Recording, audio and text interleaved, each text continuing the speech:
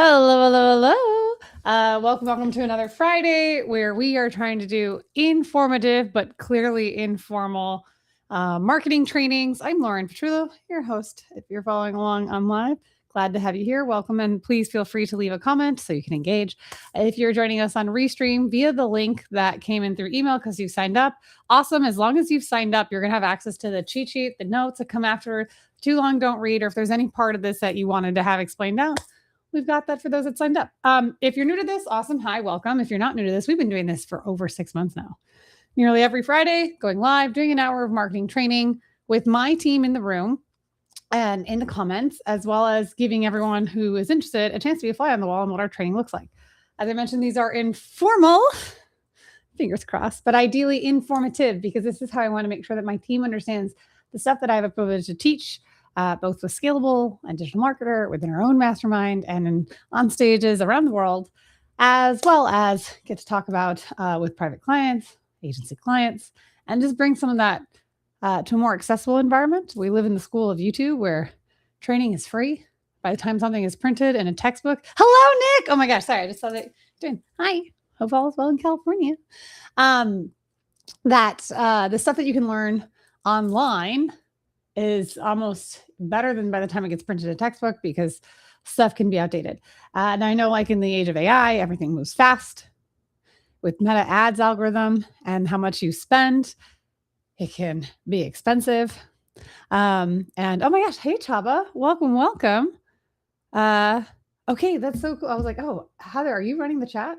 Because I just saw, which was cool on, I dropped my wrist guard. I just saw on Instagram Chaba's thing pop up. So hello. I was like, oh, hey Marine, hey Bay, hey Gulam. Okay, Heather, I'm going to leave it all for you. You're going to handle the comments. I'll try to keep my hands as free as I can, except for when I'm sharing my screen.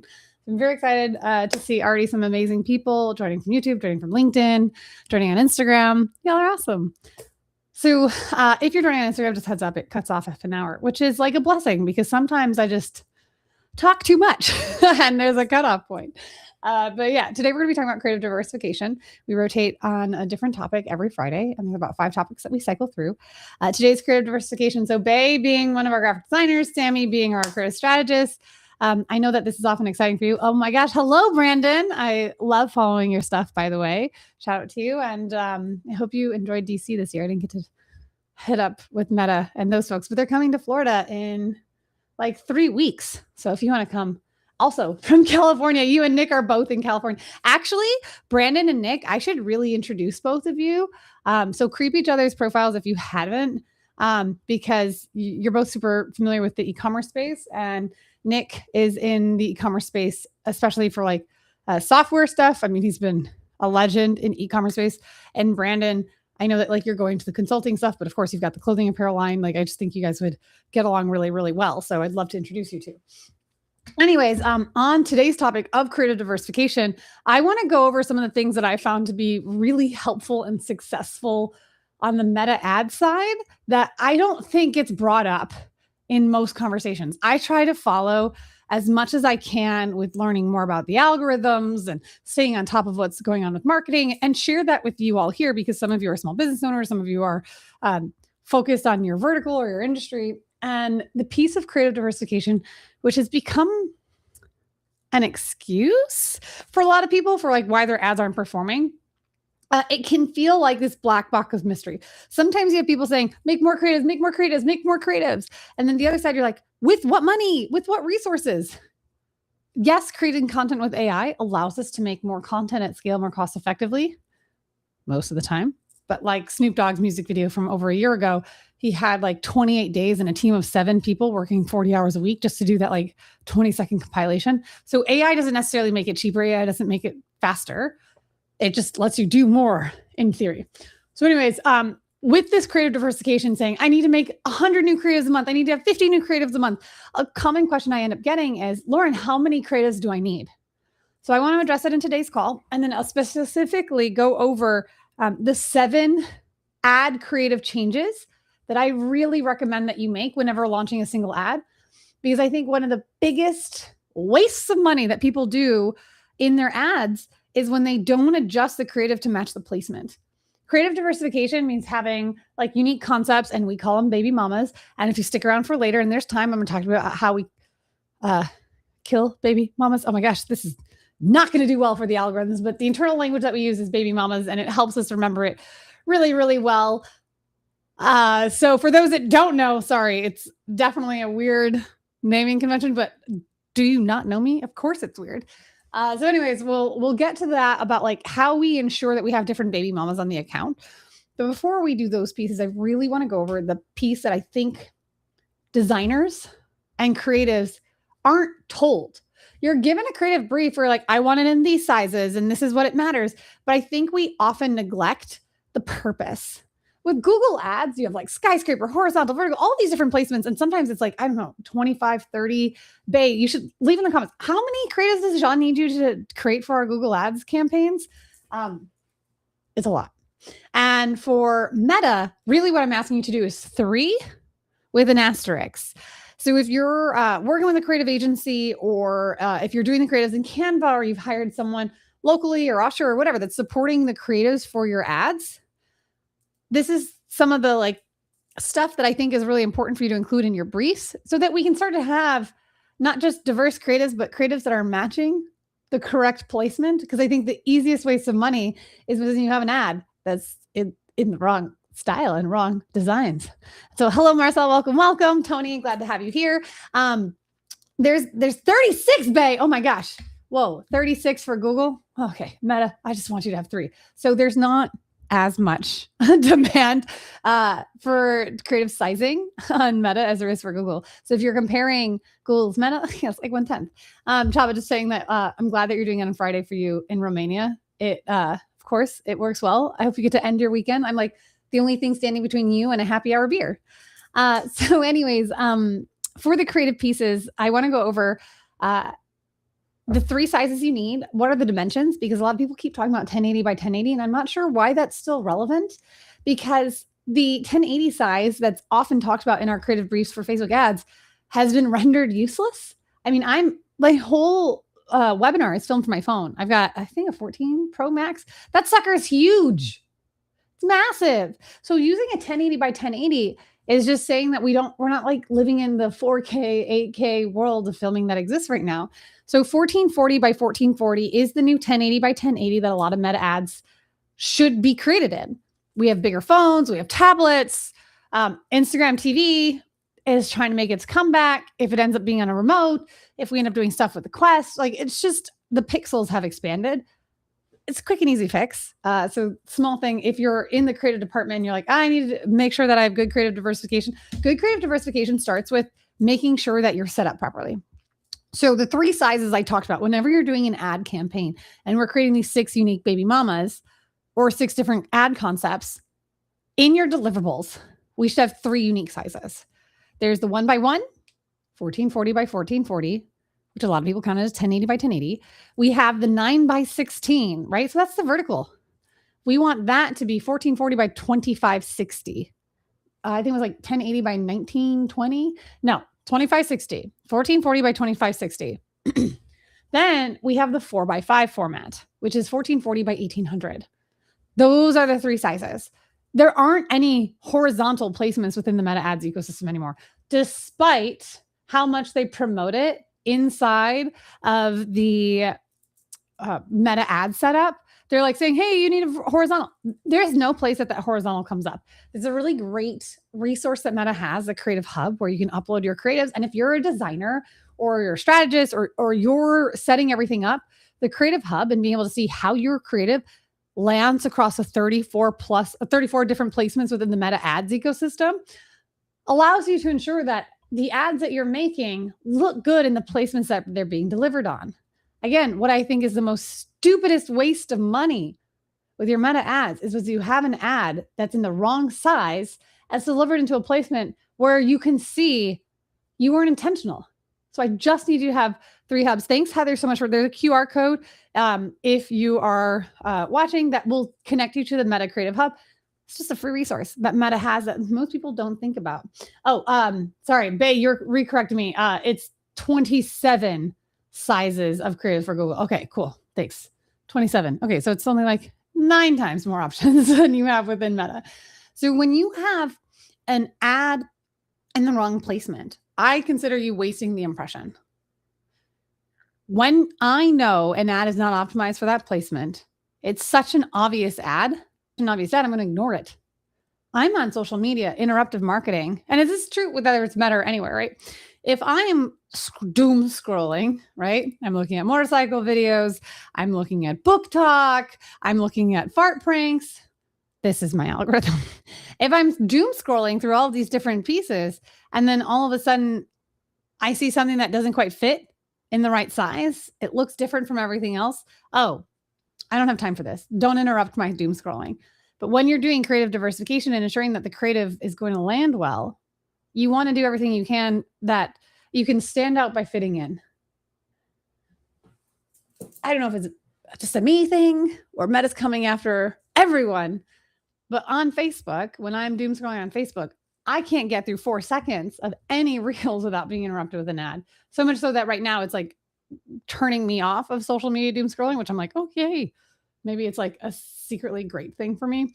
But when I see something that I'm like, oh shoot, this is obviously an ad, that's when I get really upset and frustrated because it's not built. The easiest way to think about it is like when you're like going through stories on Instagram and you see a square, that 1 by 1, that 1440 by 1440 size, and it's not been formatted to the 9 by 16. I know it's an ad, so I'm going to ignore it because I don't want to deal with an ad. I don't want anyone to be dealing with that because we need to make sure that before we start making more iterations or more variations of our types of ads, we're setting ourselves up for success at the beginning. So the 3 sizes that we have, 9 by 16, 1 by 1, 4 by 5. And when you set up the ads, I'll share my screen in a second. When you set up the ads, if you're not using all 3 when you set them up, you're intentionally saying, I don't care about maximizing my spend on each placement. You're saying the intentionality and success I want for this ad is not as important to me than just doing a structural setup. So when you start making creatives at scale, because for me, like if someone's like, I need to know how many creatives, I always recommend launching with 6. That's an arbitrary number that I flipped on the head because Meta used to say don't have more than 6 in an ad set. So I'm like, great, I'm just going to take the opposite. I want you to have a minimum of 6 on the ad set. And I want you to have these 6 different creatives who are materially different, meaning that at least 25% difference between your 2 ads. If they're not at least 25% difference, Meta has ad blurriness, ad blindness. It looks the same. You're going to just cost double, right? It's like double, toil and trouble. No, it's like double, pay the triple fine, you dummy, tax you. That wasn't a very good explanation. But what I'm trying to say is that if you don't have it materially different, at least 25%, these are Meta's numbers, not mine, you are accepting a higher cost in your advertising. If you don't maximize the placement of your creative, you're accepting a higher cost in your advertising. So 3 sizes again, 1 by 1, 9 by 16, 4 by 5. Forget this horizontal nonsense. It is completely irrelevant. With the 3 different sizes, when you set up the ads, there are 7 edits that you need to make. And I know this is all about creative, and there's going to be probably some like graphic designers, and like Leslie, if you're here, hi. I want to bridge this communication gap that we've been doing. Performance marketers are not showing behind the scenes to explain what is set up. And so when graphic designers and creatives are given briefs and saying like, I need these 3 different sizes, you want to also make sure that they're setting it up because you're going to be measured on the performance of the creative that you made. And if you don't know or confirm that the creative is being leveraged in the right place, it's just awkward. And the only way I can think about that is for those that are in California, because I've got Brandon in LA, Nick in Riverside, we're going to stick to Venice Beach, an in-between space between them, right? Venice Beach, California has a very, very different vibe than Beverly Hills, California, or Newport Beach, California. Venice Beach is where like you have drum circles. You are automatically high the second you step foot or rollerblade across the boardwalk. It's very hippie California, like total vibes, man. That is Venice Beach. Newport Beach, you know, it's a very wealthy, very white community in California. There's a lot of water activities. It's like this very different. You don't go to Newport Beach for tourism. Venice Beach, you go to Venice Beach because you're like, I'm in California. I want to like see a whole different culture.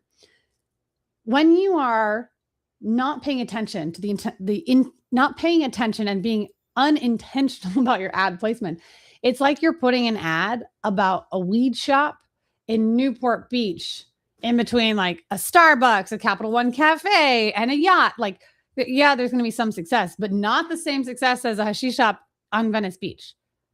You want to have relevant ads for the relevant placements. And so this is true from the sizing, but this is also true for, at least for us, how we do it at Mongoose Media. Because again, everything is in theory. It depends. I'm just sharing to you what we do for our clients, what we teach to our, mastermind friends and people on the internet. This works for us. There's no guarantee. There's no silver bullet, but this works for us. And I hope it works for you. We oversee a lot of different verticals. We manage a lot in ad spend. So when we're talking about the intentionality of the design, it's not just resizing. There's actually a piece to it where be mindful of where it's being used. So there are going to be 7 edits that someone makes when they set up the ad for the first time. And then for the different sizes, yes, they're different sizes, but also they have different responsibilities. What do I mean by that? A 9x16, that's our portrait, our vertical size. That's often in our stories. And when we're looking at it, we don't have the copy to complement it. When you're looking at an ad, you want to be seen, heard, and understood. Visual will accommodate for like 70 to 90% of someone's attention. If you can't interrupt their scrolling, if you can't interrupt their feed, you can't be seen. I need you to see me so that you can hear me and then understand me so that I can take the action of what you're asking me to do. Check out this product, book a call, explore this Instagram profile, whatever that is. We need to be seen so that we can be heard and then understood.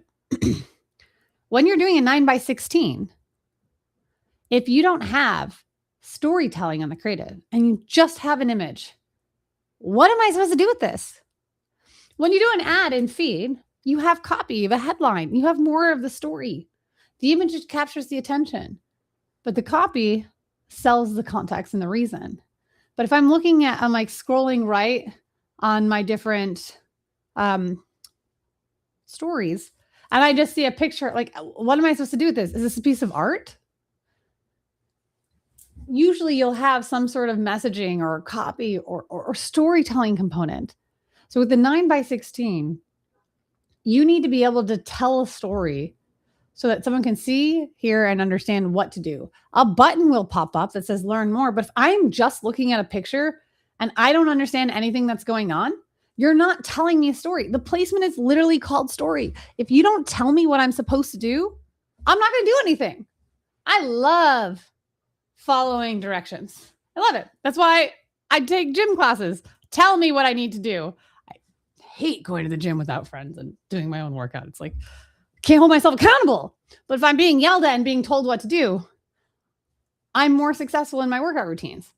Same is true with your ads. So in the story profile, what we want to do is when you're looking at your creative, how are you telling someone what you're saying in visual? Don't have people read between the lines. Be direct. You want to have a call to action, but you also want to have a story.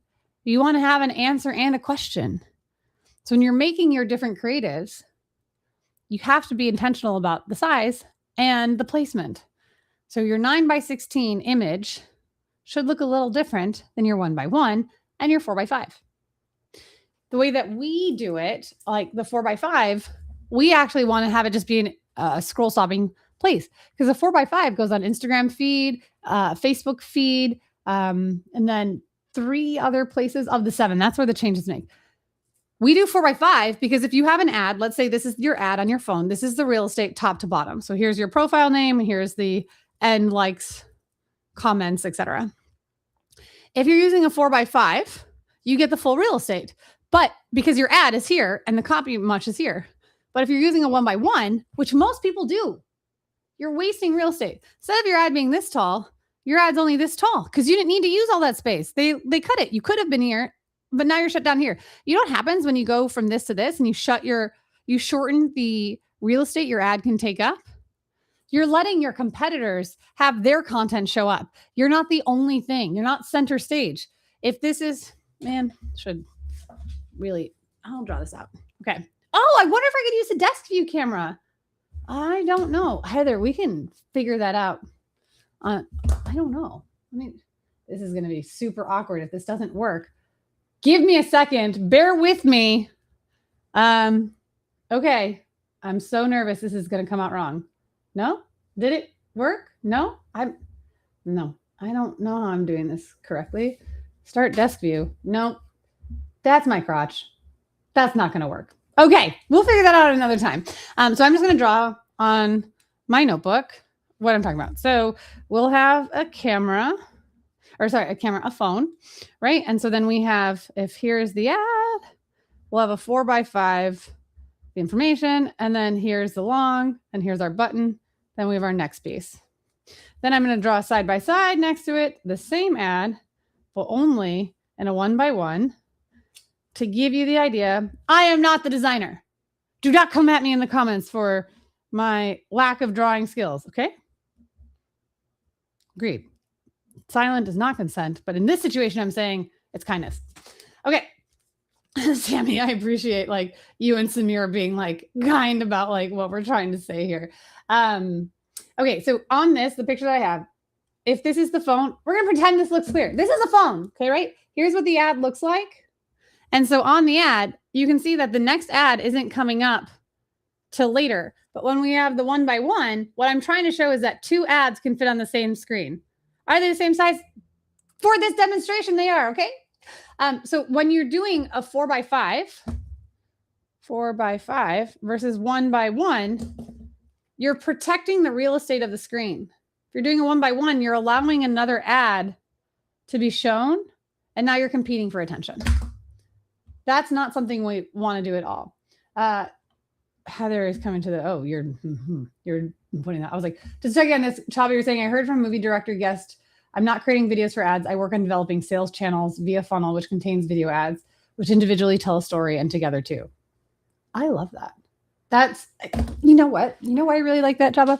And, oh, hey, Sean. Oh my gosh. Hi. Hope your book is doing really, really well. Love your stuff.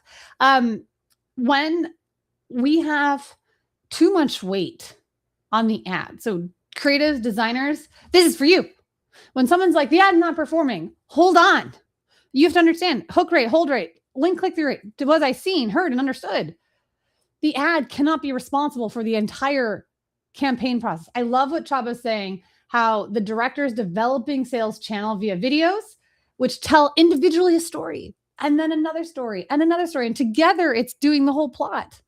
Your ad is to get attention and to be seen, hook rate, be heard, hold rate, be understood, link click-through rate. That when you have those three together, you inspire the next action, which takes them to the landing page. You might have an amazing ad and a garbage offer or a terrible landing page experience. It's not the ad's fault. The ad is contributable, incrementally supporting it. And we have to look at the ads in success and isolation. And if you're not checking these things and making sure you have the correct 3 sizes and that they're being edited in the 7 different placements, I'll share my screen and show you. But also if you're not intentional about how different those placements are for someone, especially on interruptive social media like Meta, you're saying, I don't care about the story. I'm not trying to engage. Heather, you're just going back to when I was trying to do desk view. The desktop camera was set up and had to draw it out, hold it up. Okay, good. You know, this is informal. Remember, how can I show you that I'm not AI right now without slapping myself and you guess? Oh no, it's like you put the hand in front of the face. Yeah, I don't know. I just slapped myself on camera. Mona's like, Lauren really just slapped herself on Instagram. Oh my gosh, I have way better things to do with my life. And hey, Mona, hope you're doing well. So yes, Chaba, 4x5. It's like a mission critical thing. Samir, you're jumping in and you're saying like, this is super key. We needed to be understood in our hands. Yeah. If I don't see you, I don't hear you. A picture's worth 1,000 words. And then you have to storytell. Why is someone engaged in what you want to do and what you want to say?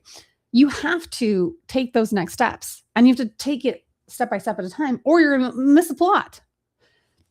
Okay. So 3 sizes we went over, and now I want to show you, I'm going to get an example.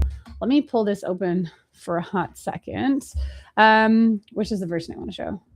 Impressions. No, I'm just opening up our Google site. Sam is the future one in Irish. We should have a better example of how I can show these quickly, because I just use the Google site. But you guys are here, so I don't mind. So I'm just going to share my screen of like an example of the different ads. And so you can see here, like if you need a screenshot or whatever, if you're on mobile, Heather, help me zoom out. Oh gosh, I don't want to show that video. Okay, maybe I can move to the side or left, right? Okay, dang it. Sorry. For those that are watching on mobile, Heather, help. You're making it better. Okay, this will be, hey, you made, I love how you did that on mobile. Thanks. Okay, what I want you to see here is right now, the concept is called impressions. And you can see the top 1440, 1440 by 1800, 1440 by 2560. Those are the numbers to write down. But you're seeing a 1x1, a 4x5, and a 9x16. It's the same concept, same image with slight modifications. And I hope you can see how that's a different, like what we're saying on the 9x16, free masterclass, how I got 550,000 impressions, join free webinar, March 23rd, 2026, 2 p.m. Eastern. Do we see how much more copy, how much more context, how much more storytelling there is in the 9x16 when compared to the 4x5, which just says, hey, 550,000 more impressions, or the 1x1, which has a clear call to action, steal the strategy. What I'm trying to talk about is the story needs to have storytelling. So this has instructions, free masterclass, how I got 550,000 impressions. And then we have the call to action, join free webinar, March 23rd, 2026 at 2 p.m. Eastern. I know enough from what this story told me. I see it. If I hear it, as in read it, and I understand that this is something relevant for me, I'm going to click a button. But if we look at this 4x5 in the middle and all it says is 550,000 LinkedIn impressions, I don't know what I'm going to. Am I going to a blog? Am I going to a video? Like it's just not enough storytelling there. You can get there, but you're asking your audience to think. And while I don't believe we should ever call someone dumb, you do dumb things, but our intelligence, a lot of that is, genetic. Like we can't necessarily control it. You can improve it a little bit, but like we're kind of born with where we're born with. And I don't want to insult someone's IQ or set them up for failure. So I know a lot of people will be like, oh, customers are dumb. Customers can do dumb stuff. Your audience can be doing some dumb stuff. I'm not going to say that the audience is dumb. I'm going to say the audience is not, you're not following the directions to make them set up for success. And if you can't do enough storytelling on the 9x16, you're wasting the impression. What I like on the 4x5, I just want it to be as interruptive as we can. I'll jump and see if we have this set up for the graveyard one to show you another example. Unless Sammy or Heather or Irish, someone can tell me which one would be another example so we can overemphasize. I'm okay if it's like blissfully living or something. But when we have the 4x5 in feed, if I use too much text, too much copy on the image, what ends up happening is that the image looks too obvious like an ad. And again, you're not standing out by fitting in. When you are able to stand out by fitting in, such as like, I'm looking through feed, I want to see what my friends are posting. I want to know what their 4th of July party plans are like. I want to know what we're going to do in Croatia. Like, I want to see what other people are posting. I don't want to see ads. So I want it to be as like big of a picture as we can. And then when I have the 1x1, I want the 1x1 to have a call to action. This call to action is steal the strategy. Forgive me as my raspberry jasmine tea, brought to you by my obsession with, make sure I say it right, Harney and Sons. I love that packaging. So with the 1x1, if we don't have a call to action, you're not being mindful of what it looks like on those placements. Because if you're in marketplace, you're just surrounded by a bunch of products that people are selling. Come pick up this, come pick up that. X amount of money, OBO, our best offer. If you don't say steal this strategy, you're not giving someone a call to action. So I just want to make sure that I am overly emphasizing this importance. And like Rehab, Yochi, super glad to have you here. Love you, friends. And Sean is like, oh, you got to head out. Okay. Let me know how to watch the whole thing. You're welcome to join on YouTube or we can sign up. Sean, love your face always. Thanks for stopping by.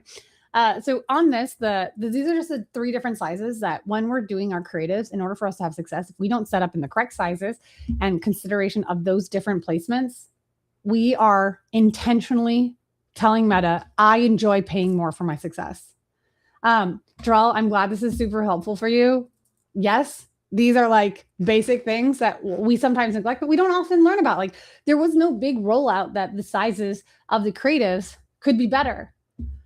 And I'm not saying you have to stop by a 1440 by 1440. That's just the new minimum. Okay, I'm going to check because I feel like we have this on medical. Let me just check something. Nope. Mad scientist. I tell you, like, I want 6. You can see, like, we have on my screen the different webinars that we do, and then there's 6 different concepts. And so that goes into baby mamas. So a little bit early on this, when I'm saying 6 different concepts, I want you to see diversity on concepts as different as a graveyard, a mad scientist, medical, RIP, maze, Frankenstein, recipe, lottery ball, slot machine, magic elixir, bingo, fighting. I mean, this may seem like a game where I'm like, oh, what do these things have in common? What I'm just trying to show is that they shouldn't have anything in common from a concept wise, but they should be promoting the same thing. I think we did this here. Yes. Okay. What I have on the screen here is just another example. Let me see if I make this smaller. Does that make it better for mobile or worse? No, didn't change. Okay.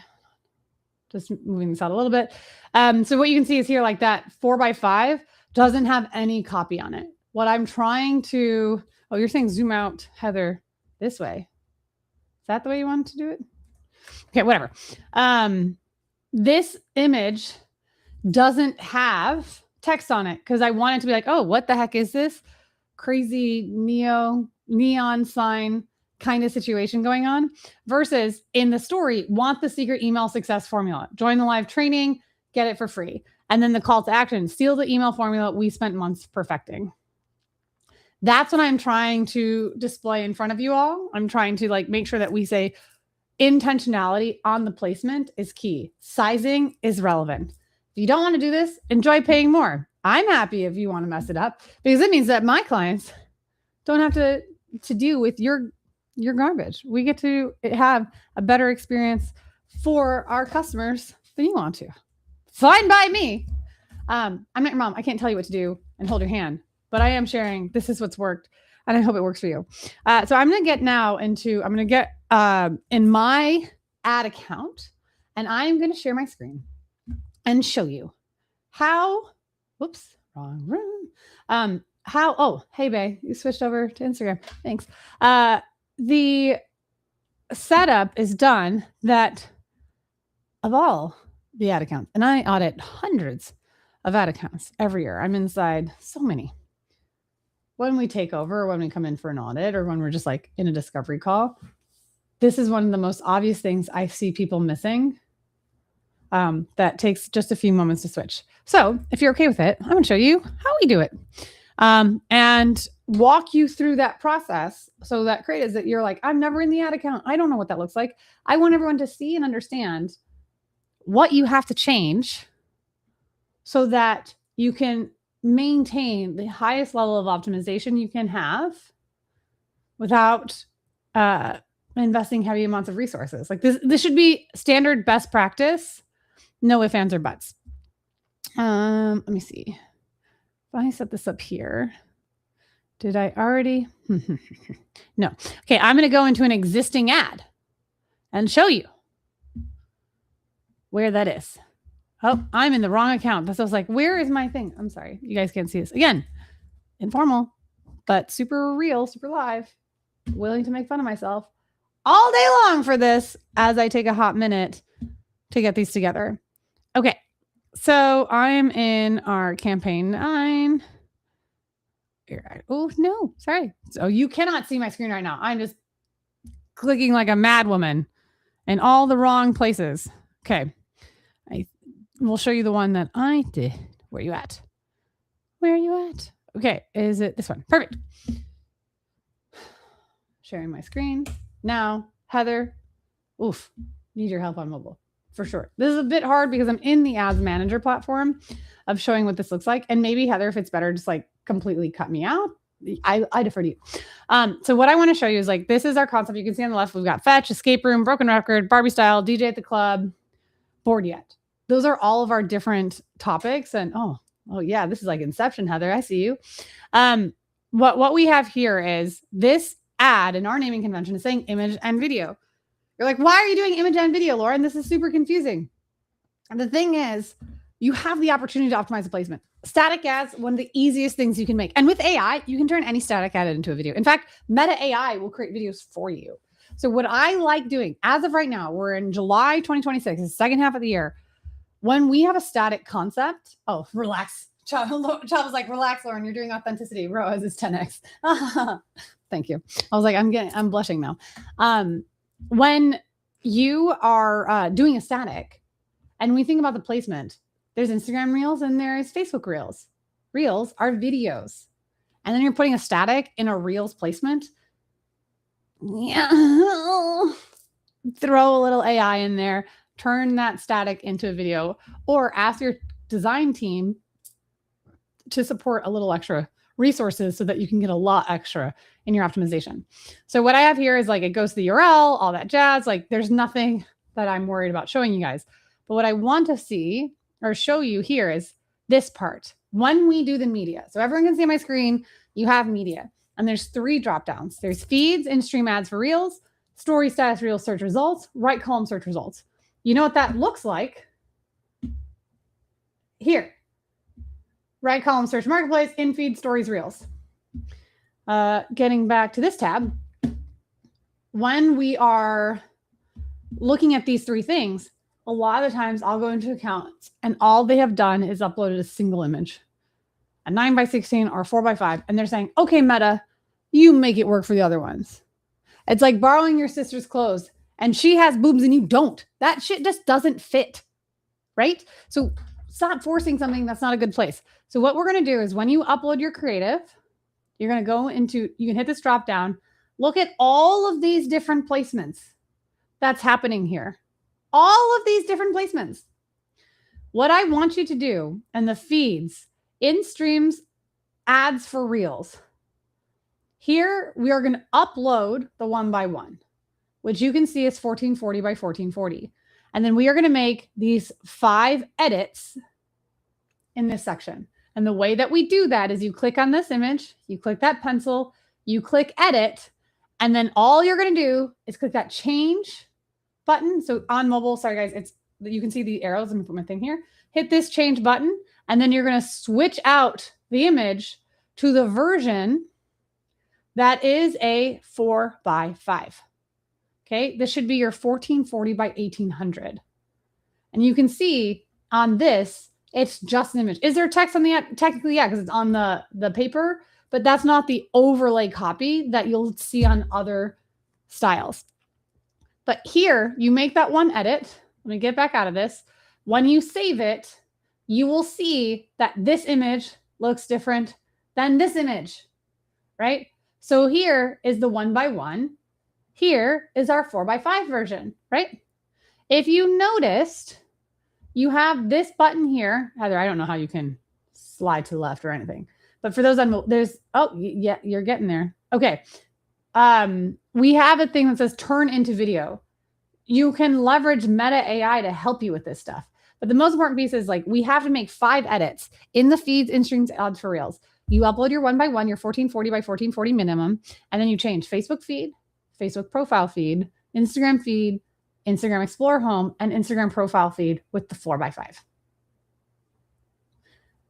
Once you've done that, awesome. You have all whatever number of placements that is. Next, we're going to do is click on story status, Reels, search results. When we go to here, we're going to make 2 edits. So this is why I have image and video in the same ad, because the stories, look how much more storytelling. Let me open it here. So, no, come on. Heather, I don't know how to make this better for mobile. Forgive me. No. Maybe it'll show up here to the right. Okay, you can see that this version is a lot more storytelling than when we had on that 4x5 or the 1x1. Here we're saying, stop trying to make this happen. It's not going to happen. P.S. It's fugly. This, if you remember, was the 4x5, and we just now have get in loser. We're diversifying our meta creative. This actually might be one of the ads that someone who signed up for this saw. And if this was awesome, now you're seeing what behind the scenes look like. Having this, I just want to point out this small thing up here, safe zone guardrail. What's really nice too is if you're a designer, to know that Meta asks you not to have anything important in this yellow box place. If you are colorblind, I am so sorry. I hope this is visible to you. But it's essentially, I think, like the top 200 and the bottom 200 pixels. They don't want anything so that you have clearance for your profile, name, the X, as well as the call to action on the bottom. If you're busy where those are, you're interrupting your optimization. Okay, switching back. When we have stories, Facebook stories, Instagram search results, Messenger stories, those can be your 9x16 static. But when we have reels, now you've got it hover to the right. When you have reels, you can have a more intentional placement for that creative. So we have made so far, we have 3 sizes, 1x1, 4x5, 9x16. We have made 5 edits in our first dropdown where we changed the static from a 1x1 to a 4x5. Then we made 2 edits in our second dropdown where we changed our 9x16 static to a 9x16 video. The last but not least place, sorry, I'm just going to make it so it doesn't keep showing the video. We have this right column search results. This is where we're uploading our 1x1. You can see if you zoom in super close, no, that was too close. There's this space that's on the side. It's because Meta still has it looking like it should be horizontal, but it's not a horizontal placement. That's not what you want to do at all. So you don't have to make any edits on our, sorry, I'm just trying to zoom out. You don't have to make any edits on this right column search results, but you just be mindful that this side by side is happening here. Hopefully this is coming across and making a lot more sense. Jorge, glad you can join. Welcome, welcome, welcome. What we're trying to show though is that like those are the 7 edits you need to make, the 3 sizes, and then the video. So it's 3 statics, 1 video in the 9x16 is how we are currently launching creatives at the static level. The other thing that we have right here of things that we're doing, what's working right now, is you can see these additional images. This is saying under related media. Related media is telling me, oh, you get 12.9% higher conversion. What are other ads or other content could be in your organic feed that Meta thinks is going to be related to this topic? And what it will do is it'll pull it in for you so that meta diversification can happen on their own. What we're not doing right now is pulling in related media. I get it. In theory, this is supposed to work. In practice and in actuality, it's just not happening right now. It's not delivering the results that we're trying to have it achieve. So we've got 17 minutes left. We have gone through the 7 sizes, the 3 sizes, 1440 by 1440 changes from the 1080 by 1080. We also discussed how we do statics, where we actually have a video version of the static that we use on the 9x16 Instagram Reels and Facebook Reels placement. And then I talked about the 7 edits you make inside the Ads Manager. Now, with the less than 20 minutes left, I want to talk about how we kill baby mamas. And what does that mean for creative diversification? Because so much of creative diversification is like, okay, how many different ads do I need? Before we got there, I just wanted to make sure everyone knew best practices on how to, at least how we at Mongoose Media set everything up for an ad. So what I want to go now is this concept of baby mamas. If you don't know me, I love everything related to space. I'm obsessed with space stuff. I'm a total nerd. And Elon Musk is a big proponent in the commercial space industry and having it become more accessible to the everyday human. Like, I'm going to geek out all day long, right? Star Talk. Oh, Neil deGrasse. Oh my gosh. So many great things. So baby mama came from Elon Musk. I can't agree with everything that he does, to be clear, but still a fan of space stuff. He is like on a mission to create so many baby mamas, and he's doing this like whole nurture versus nature campaign. So the origin of the baby mama name came from, if he's ever looking to rent a uterus, mine is available. I'll happily take his $250,000 a week child support to let his one of 85 children have half of my genetics. I volunteered this uterus, but until then, like I look at him and all of his baby mamas as like different options. Chava's like, just wondering, do you consider auditing our Meta ads accounts faster to success? Sorry, Chava, just wondering, do you consider auditing our Meta ad accounts faster to success? Maybe. I just want to make sure I'm understanding that correctly. Potentially. Maybe have you add another piece to make sure I'm not misunderstanding. Okay. So back to the baby mama piece. Oh, I'm not sharing my screen. Well, that's not helpful. What we call for baby mamas is I want you to have different creative concepts. So in our creative concepts, the vocabulary, let me just zoom over here for a second. I can control the zoom in this vocabulary. When I'm talking about a new concept, creative diversification wants you to have unique concepts. We are calling them baby mamas. And in a baby mama, we can have multiple unique designed assets. And a unique asset like a static can have multiple units. That's just, again, just more vocabulary. Within the creative space, like you can get lost in the like, oh, is it a unique asset? Is it a variation? Is it an iteration? Oh my gosh, creatives. Why was there never a uniformed language, formats, types? Ugh, it's all over the place. Okay, this is just our vocabulary. And what we want to do in a perfect ad account setup is we are going to have 6 unique concepts, 6 net new concepts, where typically we're starting with 1 ad type of assets per concept. When I mean 1 type of ad set, we have built carousels, we have built videos, we have built statics of our ads, and we have put a carousel against a video against a static. Having those different formats compete against each other has like, it allows you to cheat for creative diversification. But now we're in a place where it's like, I just always want to have 6 unique concepts. I want 6 baby mamas. I want an Elon Musk account. Okay. I want 6 baby mamas for every campaign, for every launch. That's my role. And then when we have these 6 concepts where I'd shown you like, this looks different than Mad Scientist, like which is different than Barbie, which is different than Bring It On, which is different than all sorts of different pieces, right? We have our 6 unique concepts. What we will then do, how do creatives, how do performance marketers evaluate if whether or not that ad creative concept is working, we have it do this creative KPI.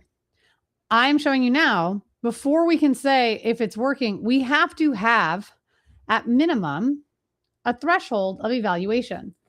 If an ad has spent $1 and you're like, okay, did it work or not? No, it spent $1. You don't have a statistically significant amount of data.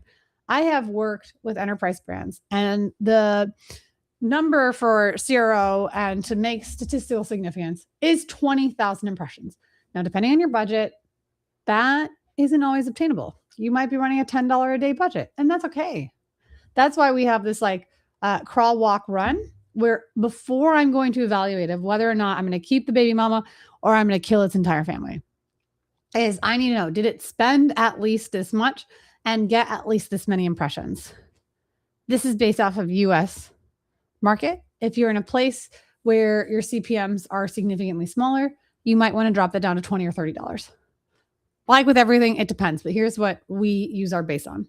So if you are in a smaller budget, so if you're spending less than $10,000 a month on your ads, it's okay to make a decision after $50.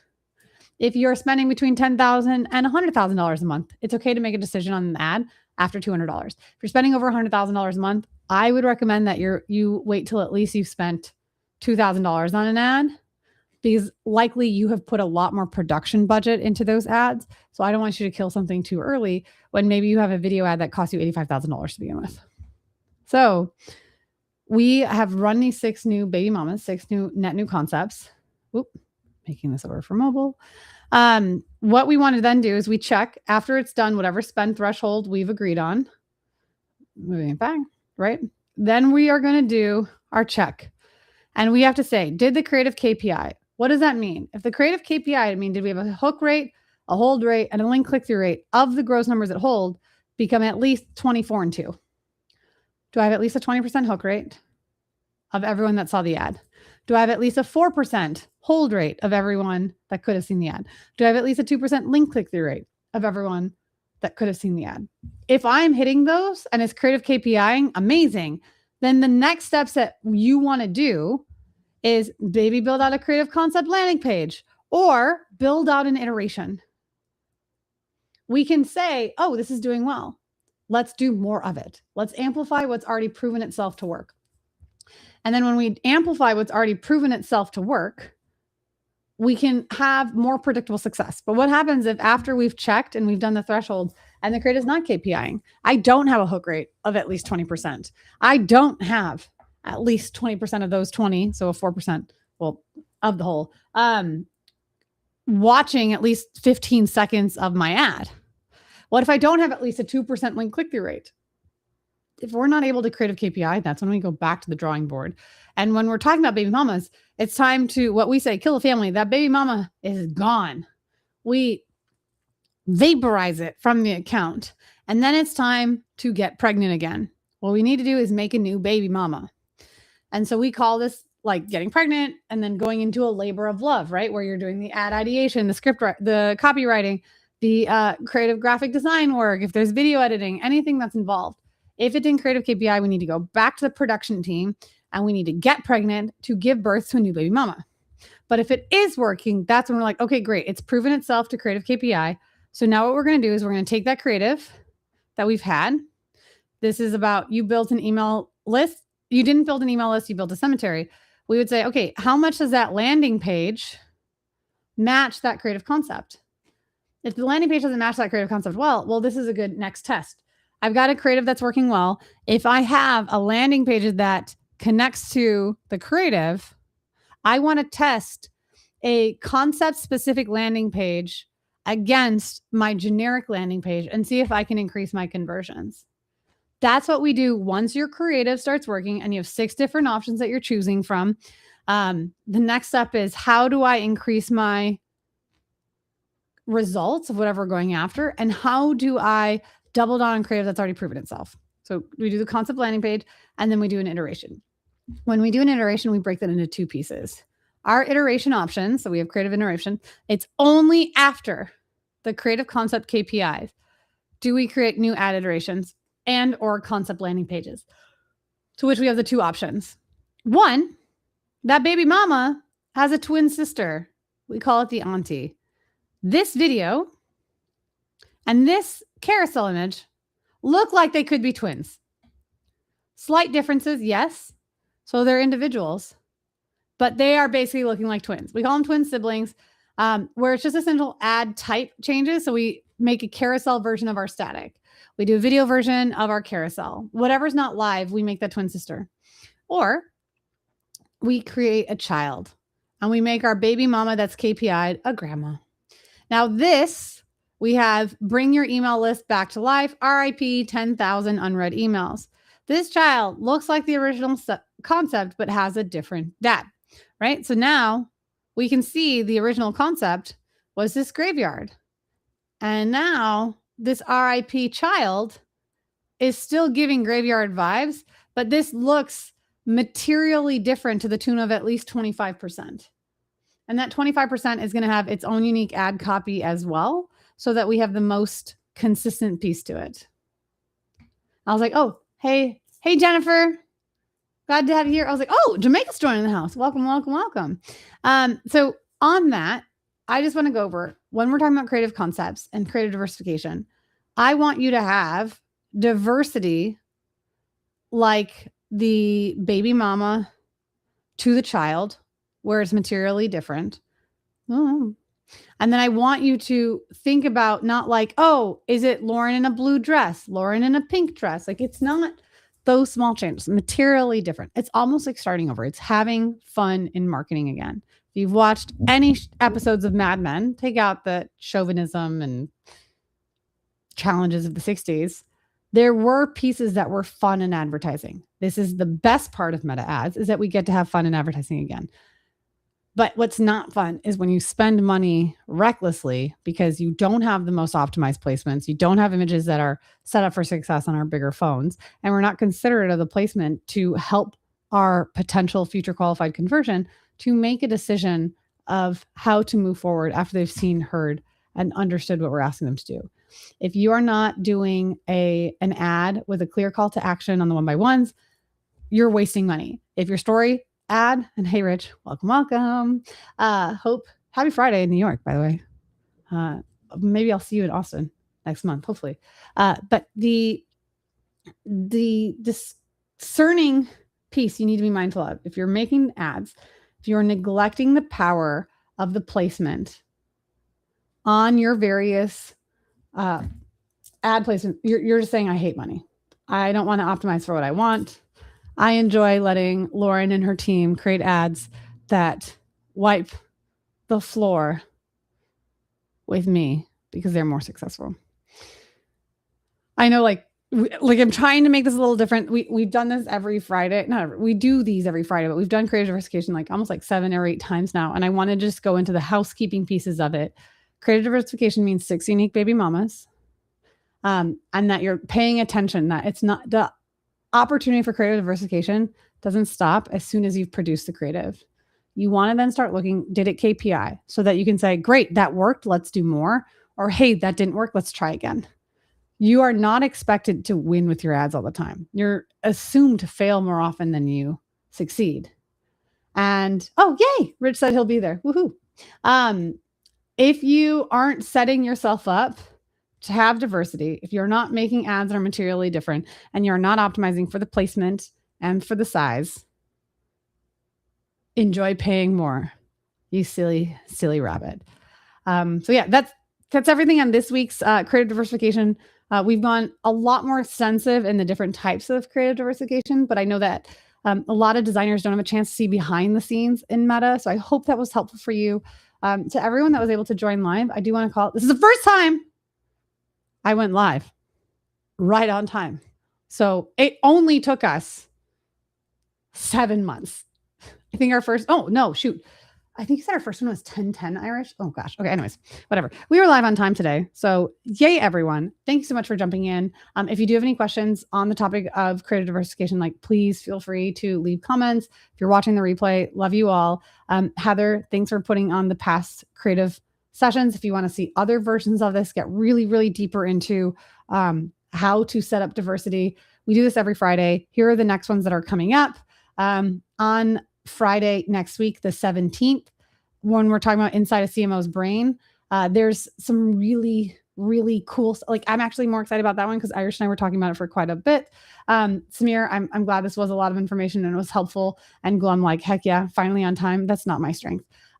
Email revenue maximizer is in 2 weeks. And then my personal favorite is the 5 horsemen of the ads apocalypse. Why? Because I love everything about Facebook ads. That's my specialty, my superpower, in my opinion, besides annoying everyone and having as much pink things as possible. So thanks again, everyone. Appreciate your time. Have a great rest of your Friday, and let's have an even more productive and profitable H2 if your fiscal year is the same as calendar year. All right. Thanks, everyone. I'm going to hit end.